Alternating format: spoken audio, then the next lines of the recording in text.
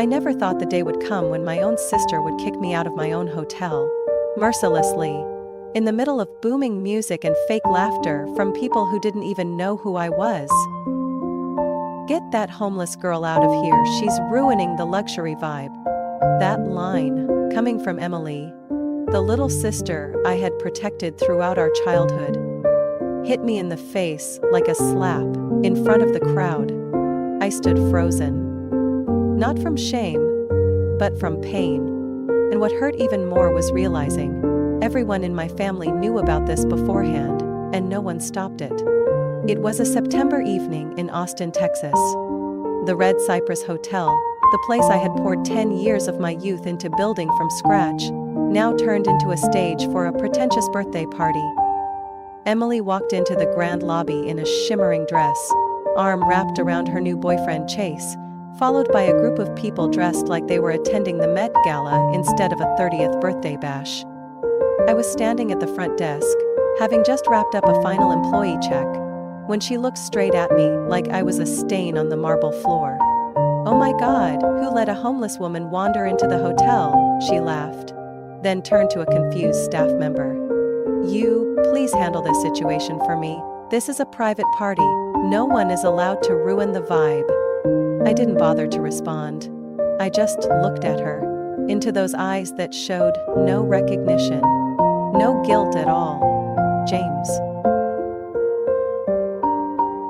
My event manager saw what was happening from a distance and rushed over, his face going pale as he realized I was being insulted by my own client. "I'm so sorry, Miss Hannah. I didn't know when they got in. Do you want me to cancel the event right now?" I just shook my head. "No, let them continue."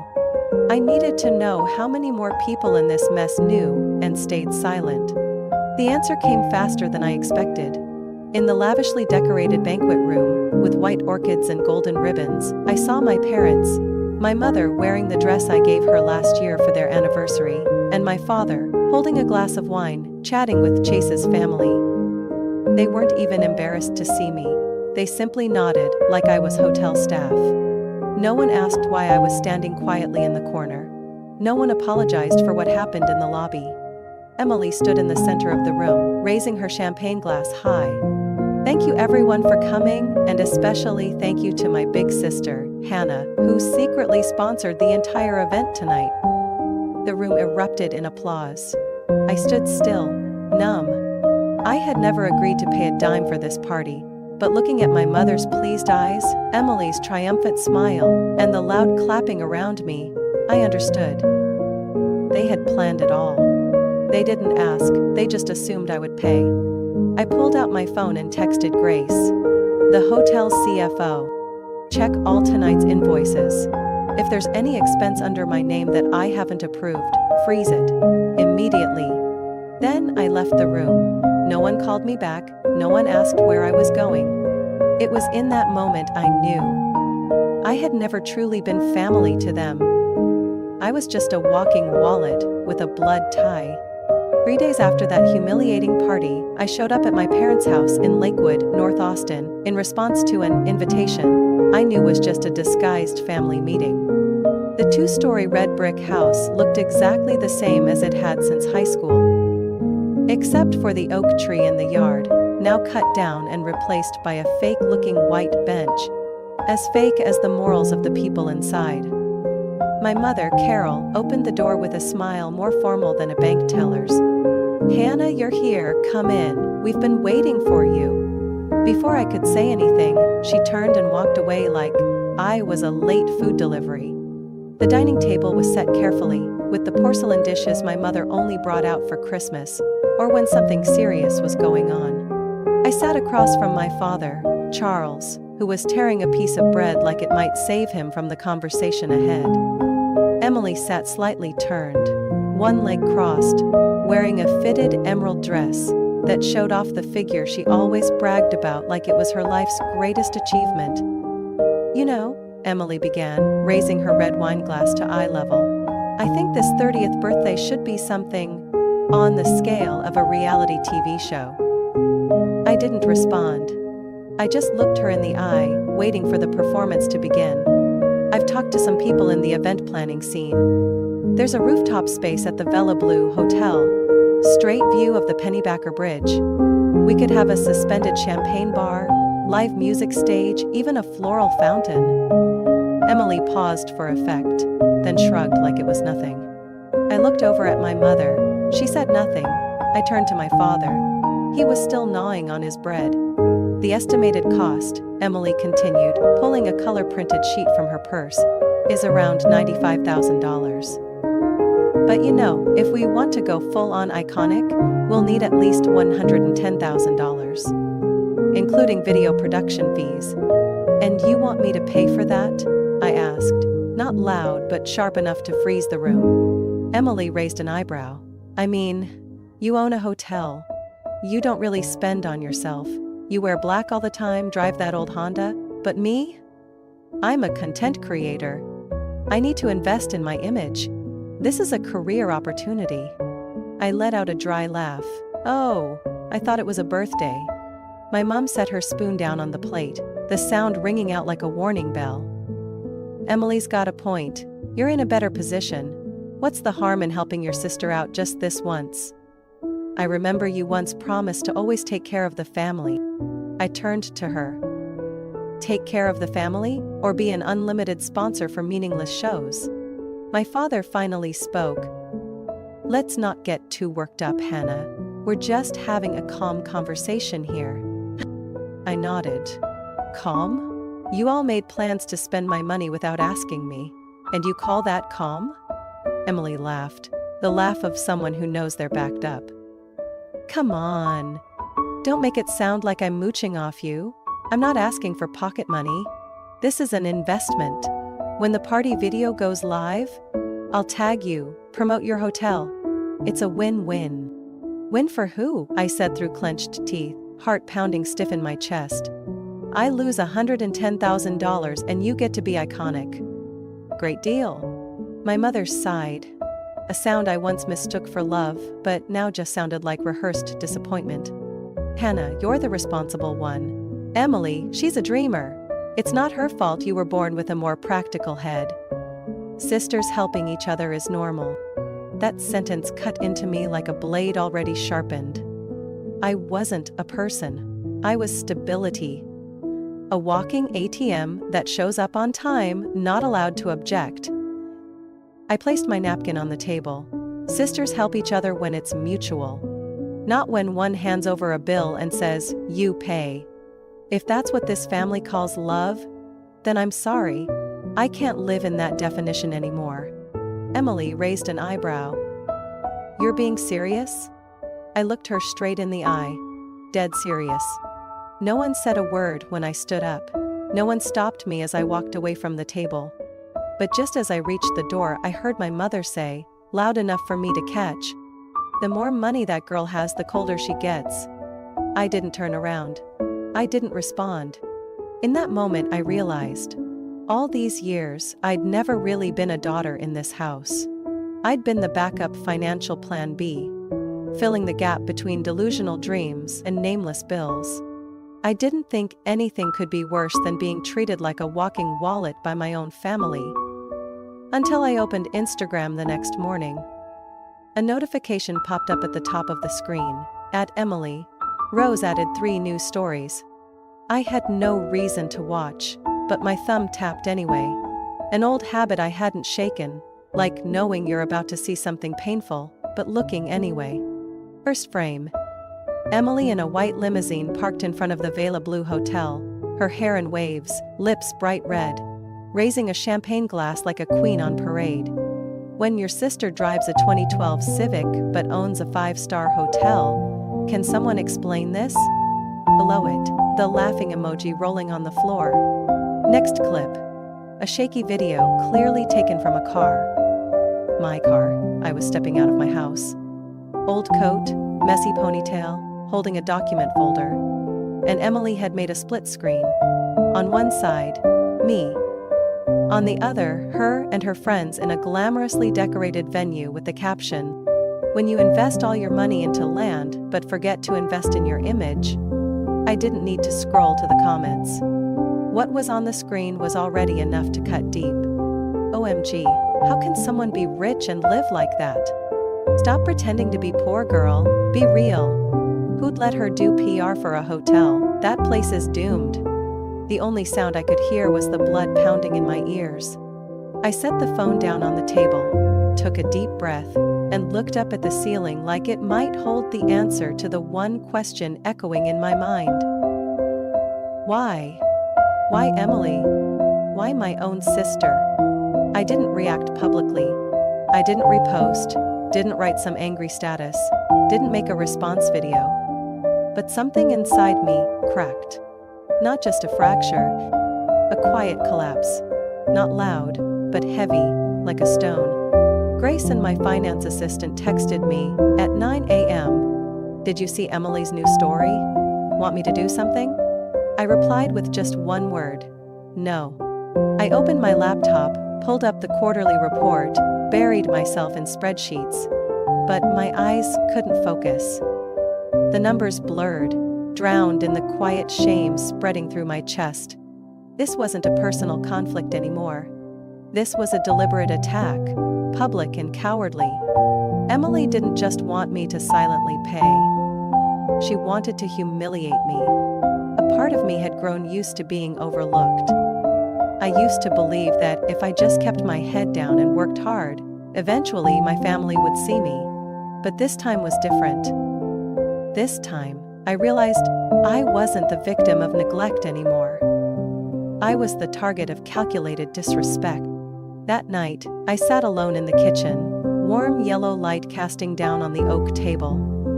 My house wasn't big, wasn't glamorous, but it was the result of every sleepless night, every dollar I saved, back when I worked night shifts as a front desk clerk. I stared at the photo on the wall, me and Emily as kids, smiling with melting popsicles in our hands. I didn't take it down, I just looked at it. In silence, I started writing, not a revenge plan, not a hit list, just a list. One line. Did they ever love me? Or just love what I could offer? Then a second line. If I lost everything, who would still stay? I didn't have the answers yet. But for the first time, I felt like I needed to start asking. The next morning, I sent my first message in months to my attorney. I need a full review of all personal assets. Make sure no one has signing authority on my behalf. Urgent. This wasn't emotion anymore. This was preparation. I used to think family was sacred, but now I understand.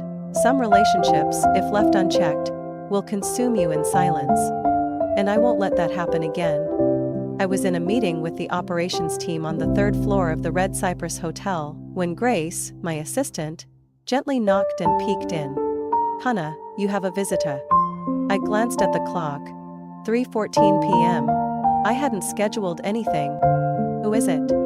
Mrs. Carroll, Grace whispered. She won't wait in the lobby. My throat instantly went dry. Send her in, I said, my tone sharp like an order. Firmer than necessary, but I knew Grace understood.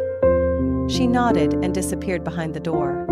Less than a minute later, my mother walked into the meeting room like it was her living room. Long beige coat, oversized Coach purse looped over her arm, and a perfectly made-up face that couldn't hide the calculation behind it. Your girl Grace is very polite, she said, placing her bag on the chair across from me, then pulling out a small plastic container. I brought your favorite banana bread. Still the same recipe, with a touch of cinnamon. Good for digestion. I didn't touch the container. I didn't smile. What brings you here, Mom? I asked plainly. She pulled a cream envelope from her purse and placed it on the table between us like a summons. Emily's documents, she said lightly. I thought you should look over them. I opened the envelope. Inside were 3 color-printed A4 pages, stamped by an event planning company called Valeria Events. At the top, in a flowy font, it read, Emily's 30th birthday celebration. Halfway down the second page, one line stood out in bold, highlighted in pink marker. Primary sponsor, Hannah Blake, $112,500. Confirmed. I looked up. Confirmed? Who exactly confirmed this? Carol didn't flinch. Emily can't afford that event. You know that. Your father and I, we're on retirement income now. You're the only one who can help. Help? I repeated, my voice catching. You're calling? Forcing me to pay over $100,000 so my sister can show off online, helping? Don't be dramatic, Hannah, she said, smoothing the edge of her coat. No one's forcing anything. We just believed you understood your responsibility. Responsibility? I pushed the papers aside, no longer hiding my fury. Why is it always me? Emily has hands, a brain, thousands of followers. Why can't she take care of it herself? My mother sighed, the way you do when a child is being difficult. You're the successful one, Hannah, the stable one, the eldest. Just this once let Emily have her moment. You've always been backstage, supporting everyone. What's so different now? I stood up, unable to stay cornered any longer. What's different? No one asked if I agreed. No one asked how I felt. You all just made plans and sent me the bill. Don't you think that's unfair? It's not unfair, she replied, still seated, voice calm to the point of insult. It's necessary. Because you're reliable. People count on you, Hannah. You should be proud of that. I looked at her like she was speaking a foreign language. Not angry, not bitter, just a strange feeling from someone realizing I was never truly loved, just used. I picked up the banana bread, opened the fridge behind me and shoved it into the freezer. What are you doing? She asked, startled. The freezer, I said quietly, where things that numb feelings belong. Then I turned back, looked her in the eyes. I'm not signing anything. I'm not paying a dime. No plans will be executed without my approval. She stood up, eyes flashing in disbelief. You've become so hard, Hannah. I nodded. Thank you for noticing. You can give Valaria Events my lawyer's contact if they need to talk. Otherwise, don't come here with more plans. I'm not a heartbeat-pounded wallet. She stared at me for a few seconds, then turned and walked out. No goodbye, no words.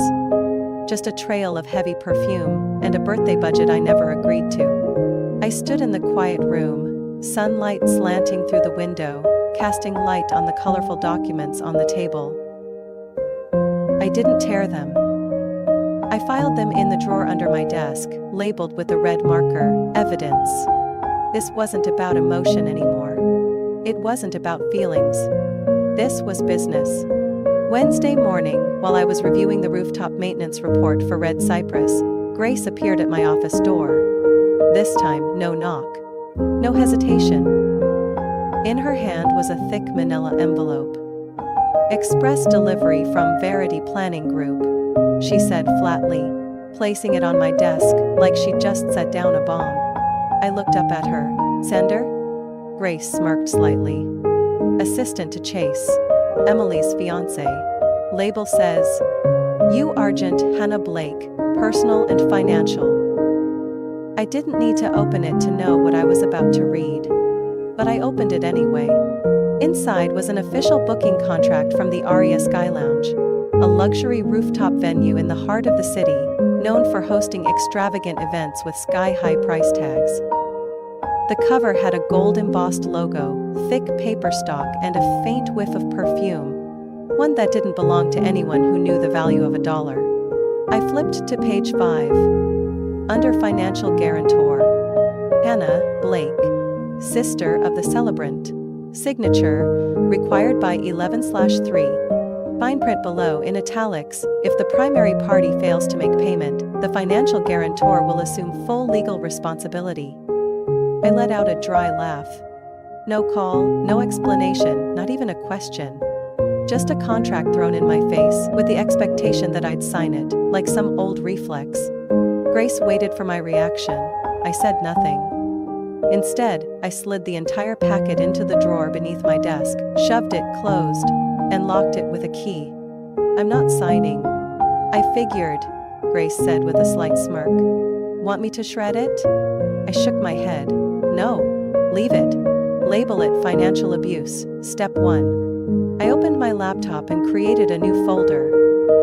Emily, legal evidence. Inside, I added subfolders: unauthorized emails and contracts, defamatory and personal attack stories, staff witness statements, event-related. I fed the contract through the scanner beside my desk, placing each page with the precision of logging a criminal case. My hands were steady. I didn't blink. I wasn't the daughter crying in her room anymore after being called ungrateful. I wasn't the older sister gritting her teeth and paying up because the family was struggling. I was the CEO of a nearly $8 million business, and for the first time in my life, I was handling family like I'd handle a high-risk partner. That afternoon, I sent a short email to the hotel's legal team. Subject: deny all unverified personal submissions. Message: we do not accept any contracts, agreements, or financial proposals submitted by third parties on behalf of Hannah Blake, unless expressly confirmed in writing with verified documentation by Hannah Blake. All other requests are to be denied and forwarded directly to legal. Hannah B. I didn't email Emily, no text, no call. I let her wonder what I was doing. Silence, if long enough, becomes a wall, and I was building one she couldn't climb. With demands, or with crocodile tears. 3 days later, I got a message from Mom. Emily's sad you haven't responded. She just wanted to make a beautiful memory. I didn't reply. I just filed the message in the evidence folder. That evening, as I locked up my office, I stood before the mirror in the Red Cypress Lounge. I looked at myself. Eyes tired from lack of sleep, shirt slightly wrinkled at the shoulder, a chipped nail. But the eyes in the mirror weren't confused anymore. They were sharp as knives and calm as a lake before a storm. Emily didn't realize that every time she tried to corner me with a new demand, I didn't just retreat. I recorded. I documented. I built a legal trail. Because this time, if they pushed me to the edge, I wasn't alone. I had the law. I had paperwork. And I had me. A version of me no longer willing to excuse manipulation, just because it came dressed as family. That day, the Red Cypress Hotel glowed like a fairy tale castle. The late afternoon sun lit up the wide lobby windows in gold. White orchids lined the halls with elegant precision, and soft music played from the rooftop balcony, where Emily's birthday party was about to begin. A party she organized at my hotel, through a third-party vendor. Without notice, without permission, not even the courtesy of asking. Emily thought she was clever. She thought that by booking the event through an outside company, I wouldn't dare interfere, that I'd stay quiet to keep the peace. But she forgot one thing. I don't play by the old rules anymore. Grace walked beside me, tablet in hand showing the event schedule and guest list. She paused by the security monitor, swiped gently, then pointed to the center screen. 15 minutes ago, main lobby camera. I looked. Emily appeared, her arm locked with Chase, her new boyfriend. Behind them were Chase's parents, Mr. and Mrs. Dalton, well-known real estate investors from Houston. They walked in like they owned the place, scanning every detail like they were appraising it. Emily led them through the lobby like a self-permitted tour guide, her hand waving at the crystal chandeliers and the marble spiral staircase. I didn't need audio to know what she was saying. The chandeliers from Italy took 8 months to ship. My family's in interior design. I adjusted the sleeve of my navy blazer, took a deep breath, and began descending the main staircase. Each click of my heels on the marble echoed through the lobby like a silent declaration.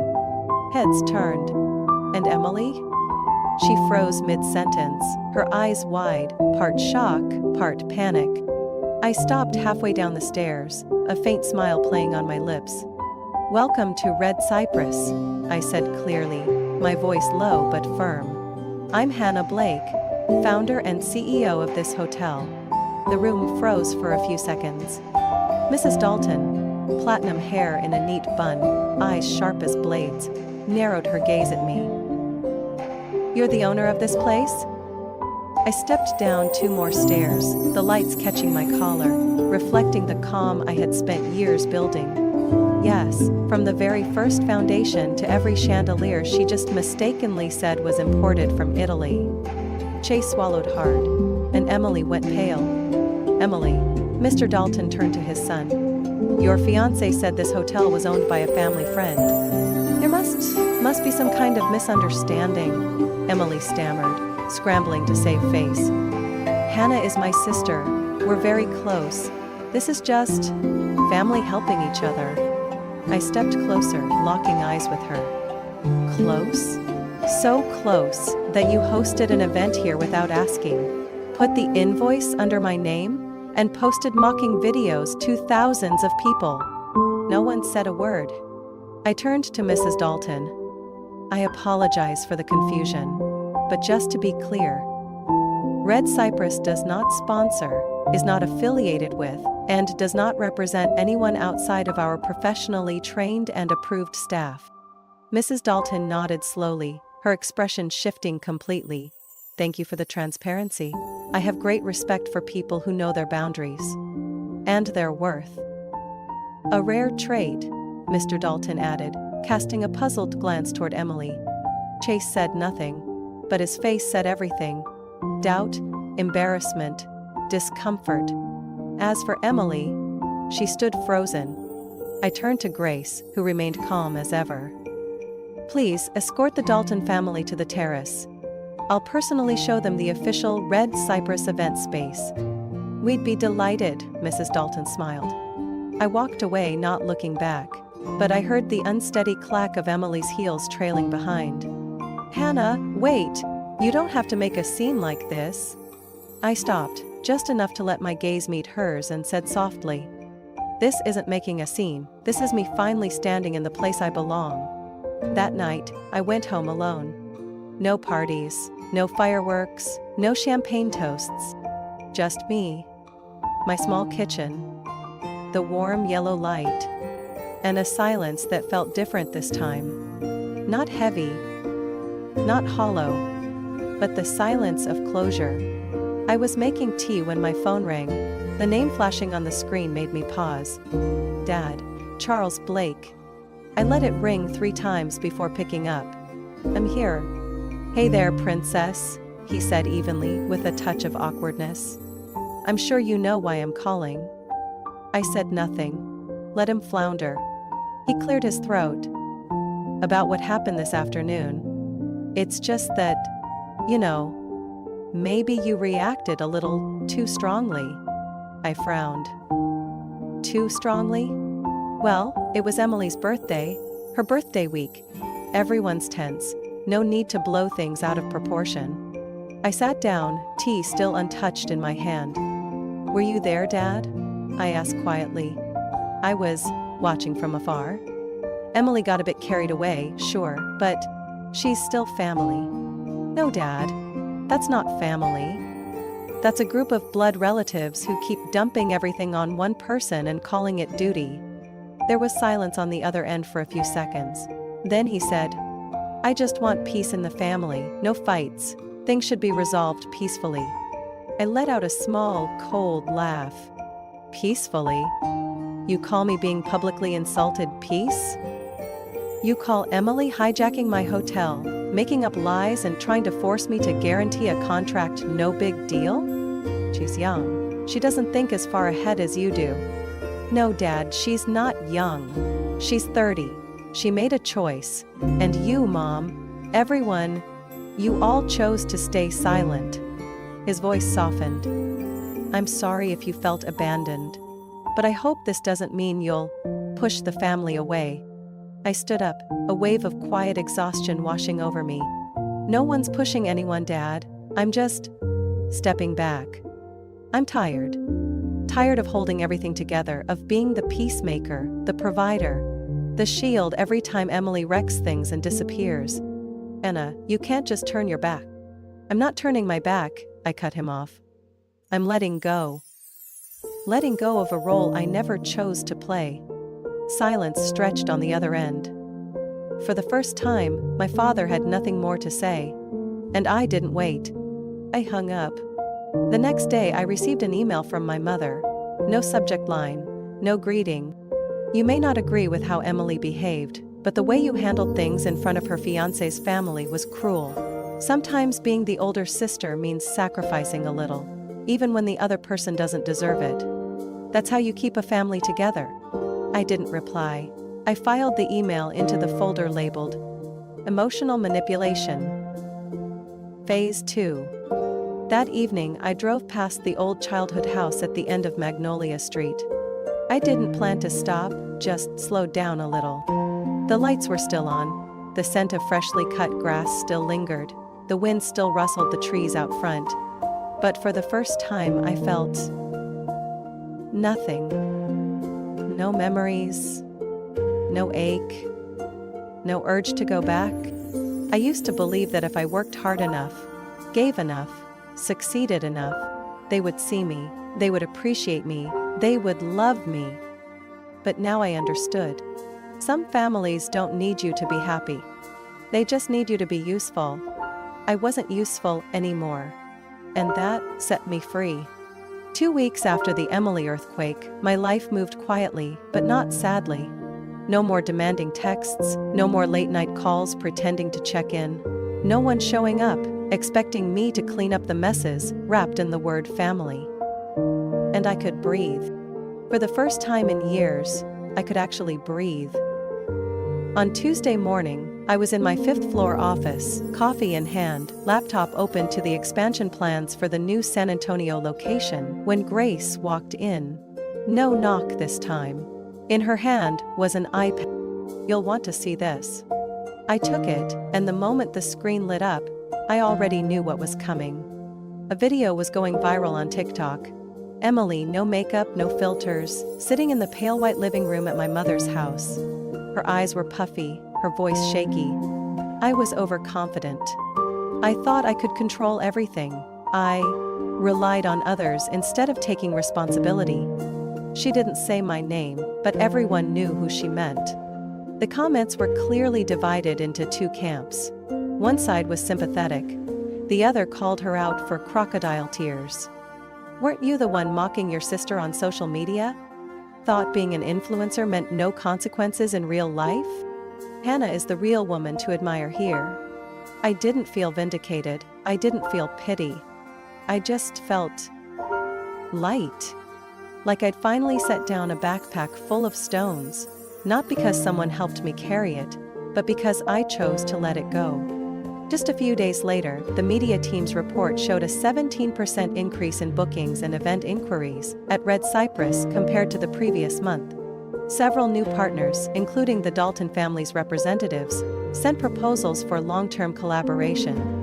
One of them wrote, "We're impressed not just by the quality of service, but by the calm confidence and personal integrity of Ms. Hannah Blake. People like her make a real difference in this industry." I read that line over and over. Not because I needed to, but because for the first time, I was seen for who I really was, not through the lens of duty, sacrifice, or expectation. Just me. And my true worth. One night, I drove through the West End. Not to see anyone, just to look back. My old place, the tiny apartment I once rented when I started my business, was now a bakery. I smiled softly, then kept driving. No stopping. No nostalgia. No regret. I don't need anyone to say sorry anymore. I don't need a handwritten letter from my mother. I don't need Emily crying and apologizing. Because I've learned something. Something that took my whole youth to understand. Peace doesn't come from someone else's remorse. It comes from the moment you choose to treat yourself like someone who matters. I used to be the girl who tried to please everyone. Tried not to disappoint anyone. Carried everything on my shoulders simply because I was the oldest. But in the end, it was my silence that fed their disregard. It was my unconditional kindness that became a stepping stone for others to walk all over. Not anymore. Now I know how to say no. Without explanation, without apology. I still love my family, in my own way. But I love myself more. And that's not selfish. That's awakening. That weekend, I sat on my porch, a glass of wine in hand, watching the Texas sunset paint the sky red. No one called, no one texted. Just the wind. and the sound of my own soul exhaling in peace. I didn't win by getting revenge. I won by stepping out of the same old cycle. In steady shoes, with unshakable belief. And I knew from that moment on, my life was no longer an extension of anyone else's. It was mine. Period. And begin. Hannah's story is a powerful reminder that not every family is a safe place. Especially when you're only seen as a tool. She learned that silence isn't love. Sometimes, it's the trap that swallows kindness whole. Only when Hannah stopped seeking validation from those who didn't deserve it, did she truly step into her own life. In real life, peace doesn't come from overdue apologies. It comes the moment you set boundaries and choose to value yourself. What do you think about Hannah's choice? Have you ever found yourself in her shoes, stretching too thin for family while losing yourself in the process? Share your thoughts below, and don't forget to follow the channel for more deeply moving real-life stories.